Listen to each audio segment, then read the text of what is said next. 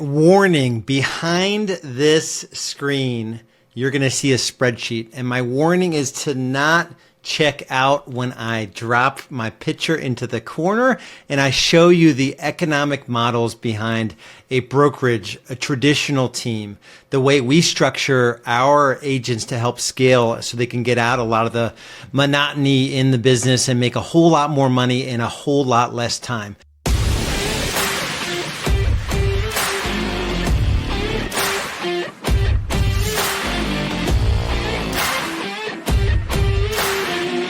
You just gotta do the work.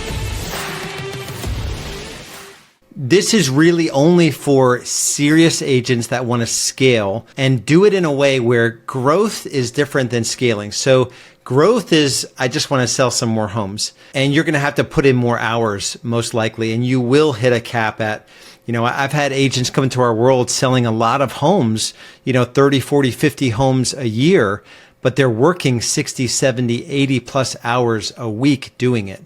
And so I am all about elegance and ease. So I want to teach you how to structure yourself from an economic model standpoint, or at least understand what growth could look like so that you understand really what's going on in the real estate industry from the brokerage standpoint, from the traditional teams, how they run, and from how we coach our agents to grow and scale. So take a deep breath. Most agents do not love spreadsheets. I love spreadsheets. It's just the way that I was wired. I'm not going to spend a lot of time here on the traditional brokerage model. Having done this business coaching, which is a different sort of slant to a lot of the traditional coaching in the real estate space, but having served 2,000 plus agents and team leaders as their coach, their business coach, and probably have spoken to 5 times that many. And I probably reviewed over 1,000 profit and loss statements, P&Ls, from single agents to small teams to larger teams. I'll meet with a brokerage owner that has 100 agents and they're losing money. And they have a lot of pride wrapped up. I mean, a healthy level of pride, to bring in 100 agents. Like, we have 100 agents and we're losing money. So the business has no underlying value. All the work, and they only make money on their own production, so they have this sort of facade of a business. And this is like 99% of the time, anywhere from 25 to 100 plus agents, there's just no margin in those businesses. So on this example here, if you took let's say $10 million of top line, meaning, what does that roughly translate to? How many homes? So like 1,000 homes sold. That'd probably be 100 agents. 100 agents, each selling 10 homes, which is way above the average. The average is like 6 or 7 homes per agent. But 100 agents selling 10 homes each is 1,000 homes times a 10,000 average commission check. I think the math on that, check the math on that, is 10 million top line. These are dollars in thousands. And this should be royalty. Typically, they're going to pay a royalty and they're going to pay out a majority of, blended average, probably 85 on the buy side, 85% on the listing side. So of the 10 million, there's only 9.1 million left, or 900,000 of real revenue, as we call it. Real revenue is after you pay for your cost of sales. It's a concept out of Mike Michalowicz's work, Profit First. And then they may have 4% on management and admin staff, maybe a little bit on lead gen and some overhead. This shows a negative, but even if we, played with the numbers here, that's probably more accurate. Even if we play with the numbers here, we only had 9% on operating expenses. We have a 0 margin business. And this is, I'm not sugarcoating that. You may never think about launching a brokerage, but just even understanding that there are small brokerages out there that are doing $10 million of top line revenue and they're making no money. And the owners or the owner is only making money on their personal production. So let's take a traditional team. And this is, in this example, they're doing 1.5 million top line revenue. So that at a $10,000 commission check, that would be 150 deals. So 75%, let's say, of the listing side, let's say this team leader in the traditional team here. And this is not what we teach, by the way. We don't condone this traditional brokerage and we don't condone the traditional team. But I want to give you an idea of the insanity that's going on. So let's say in this example, it's 50-50 split listing and buyers. So 750,000 GCI from each one, paying probably more than 2%, but let's say they pay their listing agents 40%, their buyer agents 60%. They're doing over 500,000 of GCI themselves. And let's say in a traditional team, they are overspending, probably not 15%, but I would say for sure, 10% on management and admin, easily 20% on a whole bunch of leads that don't perform and they're overspending. Even I see some teams more than this. Our model calls for 10% and a whole lot lower. And then overhead, all the other stuff, rent and whatnot, is about 12%. So in this example, their real revenue after they pay their agents, 600,000, they have 900,000 left. They're spending 630 on operating expenses here, and then they have 270 left. You might say 270 is not bad to take home 270. But in this example, and this is all the time pretty much, a traditional team is not set up with the right economic model. So the team owner did 563,000 of GCI and the business only netted 270. In this model, if you did, let's see if it does. Yeah, if you put it as the team owner steps out of production, it's a marginally break-even business, right? I've had team leaders come in where they were doing 6 million top line and 1 million of their own production and only making 600,000 net profit. So they're a shortfall of 400,000 if they were to take themselves out of production.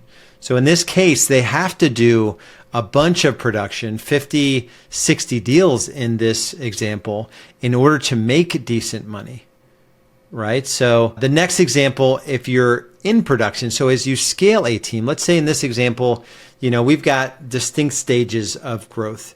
To get to 1 million, we have the 100,000, which is, the struggle, survive phase, 250, 500, 1 million, and then we go 1.5 million, 2 million, 3 million. Let's say in this example, it's a 750,000. We do teach to a heavy listing. We definitely want to be heavy weighted on listings. In this example, typically the team leader will do all the listing side production at this stage, not work evenings, not work weekends, and all that good stuff. So out of the 750, they'll have the brokerage fees.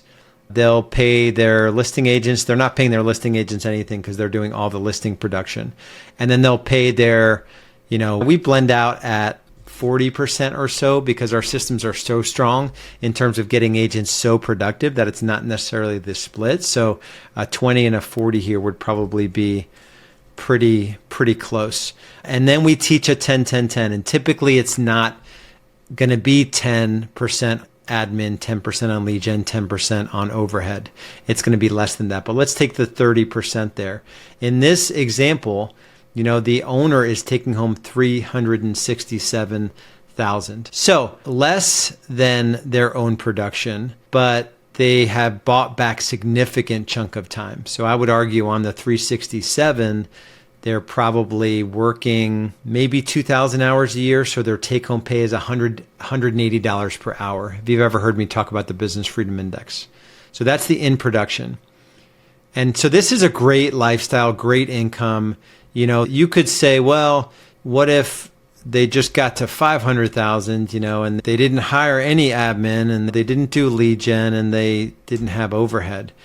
So you're working in this scenario, if you do 500,000 less or do 500 versus 750 and you don't have a buyer agent and you trim your expenses, you're not making any more money and you're doing all the admin yourself. So you're working way more hours, probably working 3,000 hours a year. So you're at 180, 345 divided by 3,000 is roughly $100 per hour.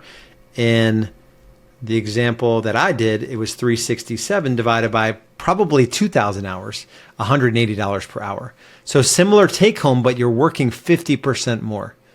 Right? So that's the dynamic we want to explore as you consider bringing on your first admin, and this is not a complicated business. $1 million, since we have the $1 million agent method, this is $1 million business. Probably not going to do, you're still going to be super heavy on the, actually you're still going to do 100% of the listings. Will you spend 100,000? Probably won't spend 100,000 on an admin. We get lead spend way under And then typically at this stage, you're not going to carry a lot of overhead. So 22% or so, even 20% on OpEx is probably where you'll end up. So in this scenario, so the $1 Million Agent method where you're working a 40-hour work week has you taking home probably close to $600,000. So just think about that. You're working a 40-hour work week, 2,000 hours per year, making almost $600,000 take home. And you have the ability to take time away from the business because you've got one or two junior agents on your team that could service your business as you check out. So you're probably taking home $590, working, 40 hours per week, maybe 45, not working evenings and weekends. And you've got backup and can take legit 4 to 5 weeks of actual vacation.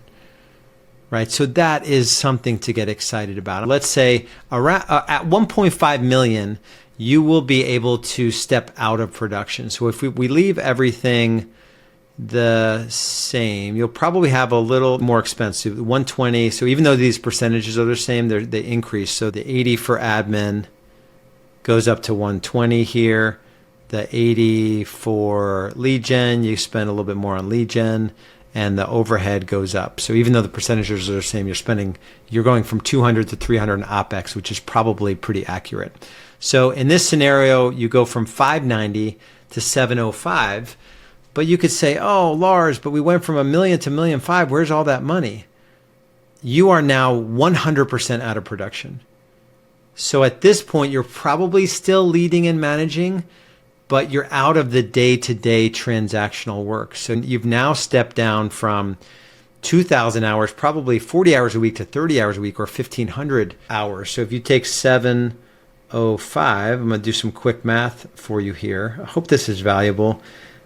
I know this isn't for everyone, but for those of you that are, making a run at this and you want to build something, scale something out, divided by 1,500. So 705 divided by 1,500 is $470 per hour. If you've heard me talk about my journey, it was like my third full year, I did $250 per hour. My fourth, I did 500, then 1,000, 2,000, and 4,000. This was the game that I was playing. I was just buying back my time, building systems and buying back my time. So hopefully this makes sense. Does this make sense from opening your mind to what's possible when you think about real estate like a business and not a practice? Traditional methods will enslave you. You will hit a point in your journey where you just don't have any more hours in the day. And as a result of that, the stress increases. You're not even making that good money because you're doing the 80% of tasks that are administrative in nature. And you'll be lucky if you're making 50, 60, 70 dollars per hour when it's all said and done. Most agents are making less than $50 per hour because 80% of their time are spent doing the things that they could hire someone to do for a whole lot less than that. If you missed my video on, just using the showing homes as an example, I sold 33 homes. The year I did 66 transactions, it was 33 listings. It was when I was phasing out of production and I was ramping up a listing agent to take my place, but I still sold 66 homes and 33 of them were buyers. And I didn't show any homes.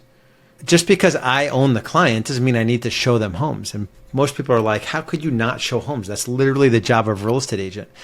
When you're playing the game of building a business, you just make different decisions. That's why I wanted to show these economic models and what's possible, because some of you have been playing the game of being a real estate agent for long enough, and now it's time to pivot into the game of business builder.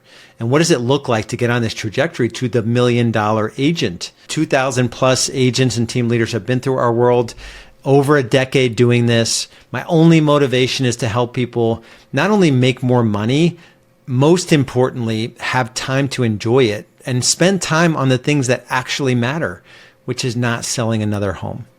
And if you know you need to have an honest conversation about where your business is and what's possible, what's holding you back from making the kind of money that you want, enjoying the kind of lifestyle that you've dreamed of, go to $1,000,000agentmethod.com. There is no hard sell in our process. Watch that 7-minute video. If it resonates with you, book in a conversation, a strategy session with our team. We can help you get there. And we only work together for 13 weeks. So it's a very intentional implementation program. So go to milliondollaragentmethod.com. Much love, much respect. We'll see you on the next video.